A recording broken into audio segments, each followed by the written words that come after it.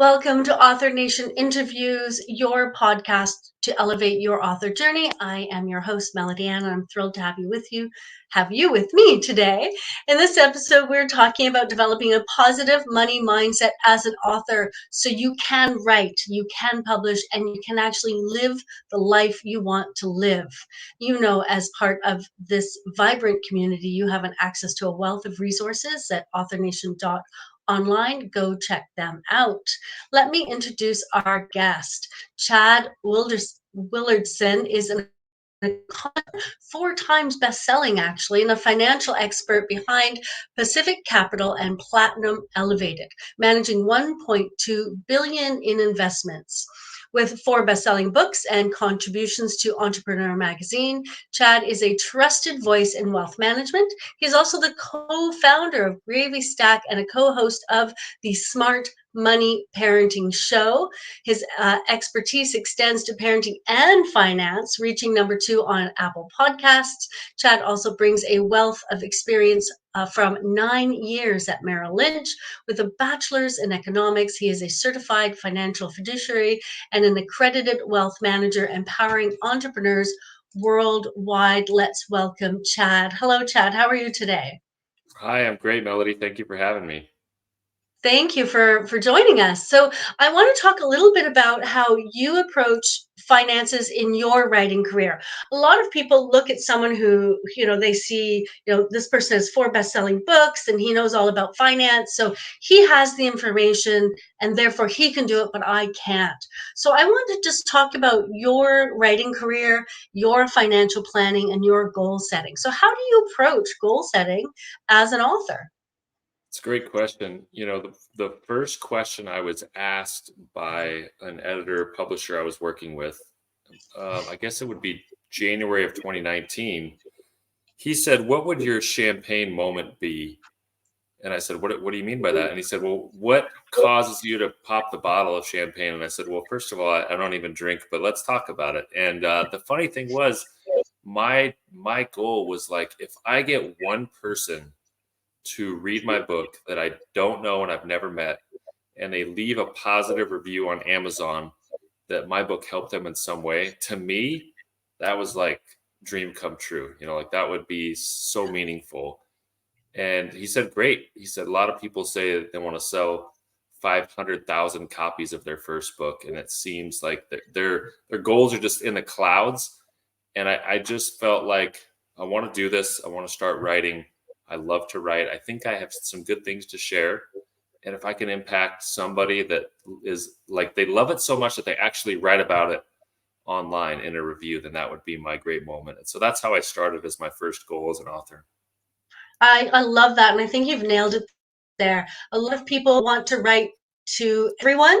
And if you really Yeah, focus on writing to one person and getting that one person engaged, you will actually write to more people. And that's so right. I want to ask you about your money mindset. Have you always had this really positive money mindset, or have you had challenges or obstacles, and how did you address them? I come from a family that didn't talk a ton about money. And I think that's where I got the passion for teaching families and kids about money and making it a more comfortable conversation. At the dinner table, in the grocery store, it was something that, I've been married 23 years and my wife and I have 5 children. And I just got asked so often, what should I be teaching my kids about money? How soon should I start? And so I don't think I had a positive or negative mindset about money. I just didn't understand much. And so I had to figure it out a lot by reading books and learning. Kind of once I got out of high school, I really started diving into this. And then I was in the financial wealth management business after college. And I was like, I better learn this because this is my job and my livelihood. My parents were great examples of being generous with money. Though they didn't have a lot, they were very generous, and they taught us as kids to be very generous. I remember one Christmas where we were asked to basically give up our Christmas presents from family and from Santa for a family that they had lost their job and they didn't have a Christmas. And so it was like, I remember that distinctly because I think I was 13 years old, and it wasn't an easy decision. We had to think about how this feels to give away all the stuff that we just opened up as presents. But in the end, we all decided to do it, my three sisters and I, and they just taught me to be very generous. And so I think that mentality has definitely helped me, that abundance and generosity, for sure. So they actually had you open the presents and then give them away. I thought for a moment it was about, well, we're not doing gifts this year. Instead, let's take that money and give it to a family in need. But you actually opened the gifts and We then you opened the had to give gifts. them away. Yeah, we Wow. opened the gifts, and it was the end. It was kind of like Christmas morning, probably 9 a.m. And then my parents said, okay, we have an idea. Because as exciting as that was, there's a family we know that's nearby that didn't have anything to open this morning. And you can Yeah. imagine how we felt as kids. Well, obviously, that's very sad. And then the idea was, why don't we go give what we just opened to them? And I was like, oh, that's a big sacrifice, because as kids, it was like, oh man, we just got the excitement of these presents. But it taught me a lot, and it's a principle that I feel like we're striving to teach to our 5 kids. Yeah, no, I love that. So you've written several books. Can you just tell me a little bit about the types of books you write and what you're hoping that one individual who writes that review gets out of them? Sure. So my 5th book comes out on May 7th. So I set an ambitious goal. Having never written a book, I decided I was going to write 10 books in 10 years, which seems ridiculous, because it kind of is. But I just felt like I wouldn't be inspired or motivated unless I really challenged myself and I put it out there publicly. So my books are often tied to my business, which is wealth management, money mindset. And the Mhm. first book is called Stress Free Money. That book generally applies to anyone who's looking for strategies and mindsets to overcome the common obstacles that keep us from financial freedom. What I Mhm. found was most people were very stressed about money, whether they had a lot or had a little, they had stress. And so that book was really geared towards that audience. The second book was Smart Not Spoiled. Those are the money skills, 7 money skills to teach kids before they leave your house. And so that was really about families. My teenagers read and listened to the book, so teenagers can really benefit from it. Young adults can read it, college kids, but also parents who have kids that want to really just give their kids a good foundation of financial education. The third book is Beyond the Money. That's targeted more towards our Pacific Capital clients. Those are entrepreneurs who already have a lot of financial resources. So this was like, what is life about beyond the money? What are the mindsets and the challenges and the things that you can do to succeed once you're not worried about paying the bills? Fourth book was very personal to me. It was called Fit for Wealth. And that book talks about how health and wealth are very connected, and how the disciplines and principles to become physically fit are similar to the disciplines and principles to become financially fit and financially healthy. And that kind of stories my personal journey on getting myself physically back in shape and taking care of my health, which has been a journey. And then the last book is Wealth Wired Differently. I believe entrepreneurs are very much wired differently, and therefore their money advice should also be wired differently. And the advantage of breaking that language barrier between financial professionals and entrepreneurs. So that's the newest book coming out May 7th. So they're all a little bit different and have a different audience, Yeah. but I really hope that, and so far on the reviews from the first 4 books, we definitely have made a good impact so far. Yeah, thank you. So it's interesting, wealth wired differently. Entrepreneurs are definitely wired differently. They think about money. They think about financial risk differently, and Yes. authors too are also, authors are entrepreneurs, and yet I notice authors start writing and they really want that lifestyle freedom, but there's not, it doesn't equal that same financial risk that other types of entrepreneurs seem to take. So kind of thinking about your most recent book, what are some of the steps authors might take to move into that other space? I think authors should not stop at writing a book. Most people read a great book and they want to do something because they read the great book, and you should give them something to do. And I really think that makes the most impact. Like, I could read a great book and it's fine. I also want more. If I love the book, it's like, what do I do now? How do I implement this? What do I apply? Are there courses? Are there videos? Is there a program to join? Is there something that I can continue my learning on this journey that started with this book? So I think Yeah. authors need to think about how to turn their books into streams of income and businesses and support for their readers that Yeah. loved what they wrote. And I really think that that's how you take the author mindset and develop it into a more entrepreneurial venture. Yeah.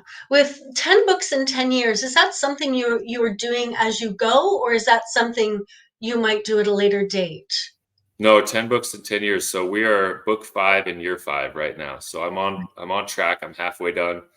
And I never know what I'm writing about for the next book. So it's always a little bit stressful for me to decide, like, okay, now that this one is out, what else do I want to share? Yeah. And so these books, does each of this do each of these books have multiple income streams attached to it, or are Good you question. yeah, are you just getting the 10 books out in 10 years right Yeah, no, the books definitely feed as great marketing sources to my 2 primary businesses, which are Pacific Capital, which is now? wealth management for entrepreneurs, and then Platinum Elevated. And Elevated is a business that is leadership for entrepreneurs. The books that I'm writing, just people appreciate the things I teach them. It's not like necessarily a direct funnel into my businesses, but we get a Right. lot of, "Yeah, I want to work with this guy. I like the way he thinks." And one thing I would say to authors is make your book as specific as possible. Don't try to be all things to all people and please everybody. The more specific you are and the more opinions you have, the more you'll filter out the wrong fit community and you'll filter in the right fit community. Yes, thank you for saying it. It alludes back to what I was saying about a lot of authors want to write to everyone. This is for Yeah, everyone. And I'm always saying, no, it's for one specific person. And that feels very limiting to many authors, but you're it right. does. If you can just niche down really tight and write about a very specific topic, that makes a huge difference in sales. And I'll say that I would rather sell 10% of the books, but but begin working with some great new clients that are a perfect fit, than sell 10x the books and be a generalist and have no new business because of it. Yeah, yeah, I agree. So my next question, because I keep coming back to this 10 books in years. So you run a couple of businesses, you have a wife, you have 5 kids, Yep. and you're pushing out 10 books in 10 years. How do you balance all of this? I don't at all. That's the honest answer. Yeah, I'm also an elected official, and I've got other businesses that I'm invested in. So we just scratched the surface on this interview of what I'm doing. Now, I'll say this: I have amazing team members. Amazing team members. I have 2 full-time executive assistants and 1 virtual assistant, and they take a lot off my plate. I really value working with people who can take a lot off my plate so I can just focus on a couple things at once. Writing is one of those few things that I like to do every day. yeah, So I enjoy it. So I post on LinkedIn every day. I write 3 newsletters a week to a big newsletter audience. And then I work on writing my books. So I like to write. That's something that gets my creative outlet going. yeah.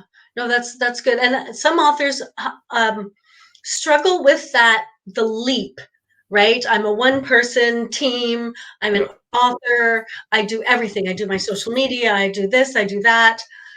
How, and they're afraid, and they're afraid that if they spend money, they won't get it back.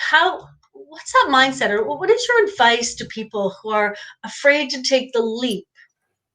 In the words of one of my good business friends, he says, you have to give up to go up. Hmm. So you have to give up something. You have to give up maybe a little income. You have to give up some responsibilities. I have no problem giving up responsibilities and income and sacrificing if I believe the return is going to be greater in the future. And every time I've made a good investment like that, it has worked out. I Okay. think to be a successful business person, you have to have great people around you. You can't do it all by yourself. to me, it starts with an incredible assistant. And you should just focus on the 2 or 3 things that you are uniquely gifted at and let someone else do what they're uniquely gifted at. Like, too often we try to do it all ourselves, and we're just going to, we're going to pound through this and we're going to work so hard. And all we do is limit what our potential is. Yeah. Thank you. I want to talk a little bit about, because a lot of authors focus on financial success, and thank you for that advice. I think that's a really important step to financial success. I want to talk about when we get there. When, a lot of people define success in relation to finances. And earlier you to health and fitness, right? Health and wealth being very tied together. So how do you define success in your writing career beyond the financial rewards? I think staying true to what I believe in, making a positive impact, simplifying things that are complex. Mhm. Um, of course, I would love to sell more books every time I have a new book release, but I really want to make an incredible impact on those people who are searching for more knowledge, searching for growth. That's, to me, Mhm. that's my passion, is helping people unlock their potential and giving them Mhm. permission to go for big goals. So Yeah. besides the financial success, I think there's most of success is found in what you can't measure. And that is my family relationships and my personal health. Like, those 2 things are very, very important to me. There's a great quote by David O. McKay that says, "No success can compensate for failure in the home." And that's a quote that I've always loved. I just feel like no matter how much financial success I have, whether it's from books or from speaking or from businesses, if my kids don't know who I am, like that there's no value in that to me. So I want to put my family first and show them a good model of being successful and a dedicated family person at the same time. Yeah, there are a couple of questions I have about that. One, family first. Would you say you put yourself first, your mental, physical health first, and then family, or do you put family first? I know this sounds like a weird question, but a lot of people talk about putting yourself first, and then there's the other group of people who's like, no, definitely family first. I'd sacrifice myself for them. Well, do you talk about that just a little bit? I think there are many ways to answer that. I have to be in a good position to serve my family. And so I'm going to take Mhm. care of my health for sure. It's just like putting the oxygen mask on yourself first before you put it on the family. So you do have to take care of yourself. There's extremes in every example, though. I think people will work 100 hours a week and go to conferences every single week out of town and say, well, I got to make sure I'm putting myself first. So I'm not going to buy into that extreme. Yeah. Yet at the same time, I'm not going to ignore good habits, health habits, and self-care at the expense of serving everyone else. So it's got to be both at the same time. You got to be able to take care of yourself so there's something filled up in your cup to give out. Yeah, yeah. And then the other thing you said something, and I'm not going to get it exact, but you said something about permission to strive towards large goals. What do That's you mean right. by permission? I think people don't give themselves permission. People often feel limited. They feel restricted. They have limiting beliefs. They think this is the way it has to be or it should be. And one of my passions is just unlocking that and helping people see that it doesn't have to be like that. You can strive for more. You can have it all. I think you can have it all. I think you can have a lot of success. You can be a Yes. successful author, a successful business person, and a successful mother, father, brother, sister, whatever you are. Like, I think you can have it all. I don't think you are forced to pick and choose. Yeah. So I want to give people permission to reach for those big dreams that they have. Yeah. Oh, thank you. Although you may not have balance, Yeah. as you stated Well, I earlier. think you're going to be focused on certain things at different seasons of life. Yes. So it's not all going to be 20%, 20%, 20. You're not going to have exactly the equal time and attention devoted to things at the same time. Yeah, exactly. So if you'd like to learn more about Chad, you can find him at chadwillardson.com. Go check that out. There are 4 best-selling books there for you, so you want to go check that out. Chad, I wanted to ask you, I noticed on the website Pacific Capital, your company, you have a goals conversation. I wanted to know, what is that? Is that like a financial thing? When you set goals with people, is it just financial, or are these lifetime goals, business goals? Can you tell me a little bit about what that means? All of the above. Some Okay. people are very focused on business. Some people are talking, I mean, money to me is a means to an end. Money is just a tool. So people will say, I want to have this much in income, or I want to grow my business to be this big, but I always want to find out why. Like, what for? What is it really about? Oh, it's about taking care of my elderly mother who's in the hospital, or it's about providing to this charity that serves diabetics children because, I have a friend whose child is diabetic. I want to find out the purpose behind your goals. And we want to craft a business, a financial, and a life plan, a blueprint to get you to those goals. Now, Pacific Capital, we work with a very, very exclusive, small niche type of client in the US and around the world. So it's often not applicable to most listeners and most people. However, in my coaching program at Elevated, we work with all types of people who are just trying to grow.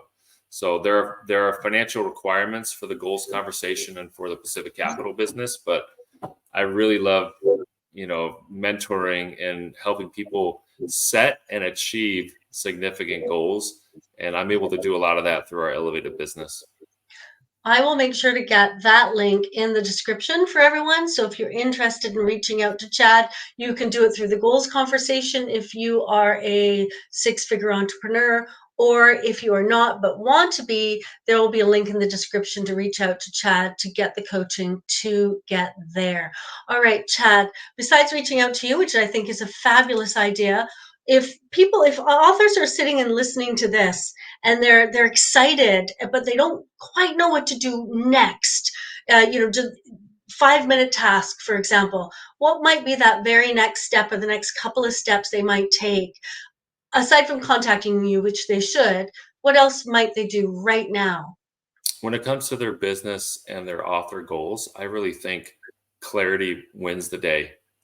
And Yeah, so writing their goals, like physically writing them down, not putting them in your phone, not in yeah, an app, but like writing them on a piece of paper, clarifying what you really want, and then clarifying why you want it.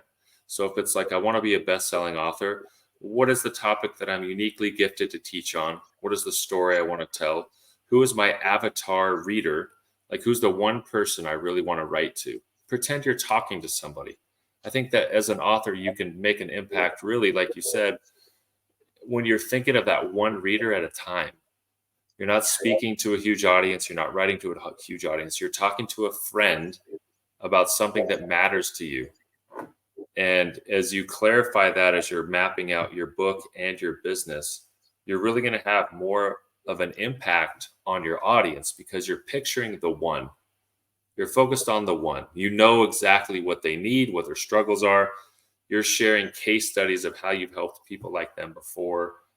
And I think the more that you can map it out on paper first, you're going to have so much of an advantage of a foundation before you just jump into it. People want to be an author, or they want to be a successful business person, and they kind of put that outcome first. I think you need to dial it back and think about the specific and clear impact you want to have and why.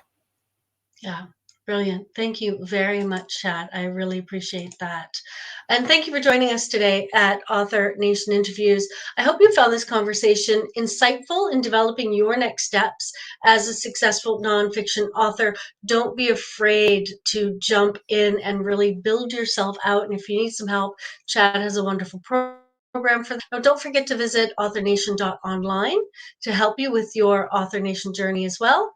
We value your feedback and your support. If you've enjoyed this episode, please take a moment to leave a comment or review and share it with someone who will find it valuable, because your engagement helps us continue to bring you insightful content and serve the nonfiction author community. So keep writing, keep sharing your stories with the world.